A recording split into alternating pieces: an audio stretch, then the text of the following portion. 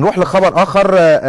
خالد مرتجي رئيس بعثة النادي الاهلي قال ان هو كلم بلاتر. انتوا عارفين بلاتر هناك، فكلم بلاتر قال له نبى بلاتر بعد اذنك يعني، لانه طبعا هو في لجنه الانديه الاتحاد الدولي، فقال له نبى يا حاج بلاتر خد بالك بس عشان في كابتن طارق ابو زيد بيتدخل في يعني الانديه وكده يعني.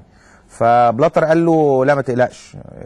فالنهارده بناء على حوار المهندس خالد مرتجي مع بلاتر، النهارده النادي الاهلي بعت جواب رسمي يشكو فيه طاهر ابو زيد ووزاره الرياضه بسبب تدخلها الفج في الانديه المصريه.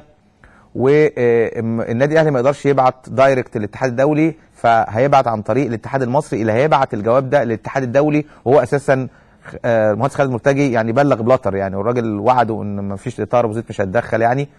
ويعني كان لازم برضو المهندس خالد مرتجي يروح مزود حتتين كده، يقول له نبى بلاتر احنا عايزين نقعد يعني بلاش بند ال8 سنوات ده ارجوك يتلغي يعني.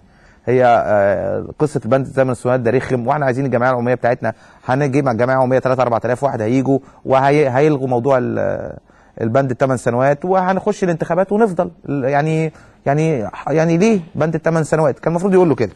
طيب لان احنا في النهايه يا جماعه ولا قصه بقى بندور على مصلحه رياضه ولا مصلحه معرفش مين ولا لوائح الرياضه، الكلام اللي هو بيتقال دوت.